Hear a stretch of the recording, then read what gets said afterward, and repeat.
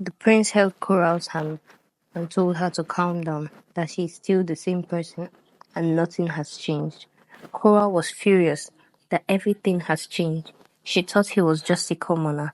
She told him she needed to process this and walked out of the palace. Few days later, Coral came back to the palace to see the prince, and she told the prince that she has forgiven him, but she also has something to say. She told him she is a princess, but she ran away from home. Curiously, he asked her which kingdom she is from. She begged him not to ask, that she can't say, and she is also sorry for keeping things from him. So the prince decided he will marry Coral. Few months after Coral married the prince, the king died, and Coral was expected to produce an heir for the throne. The queen mother didn't like Coral because she felt there was something mysterious about her. A few years has passed, and Coral couldn't give birth for the prince. So the queen called a meeting between her son and the Coral that the throne needs an heir, and she brought a wife for him. The prince tried resisting, but his mother was insistent, so he had to accept her. The prince refused to have anything to do with the new wife because he loved Coral and saw it as betrayal. Coral, being nice, she felt the throne really needed an heir, asked him to be with the new wife. The new wife took him.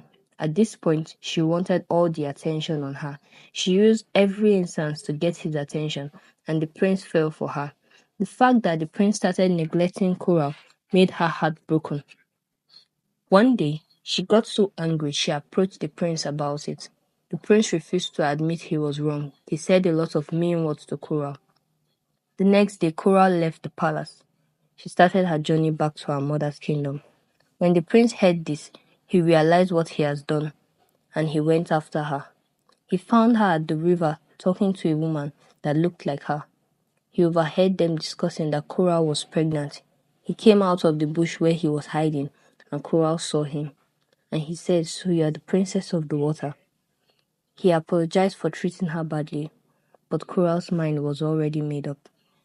She told him to promise to be nice to his wife, that is where he belongs, and she belongs in the water. She told him they would never see again, and she will always love him.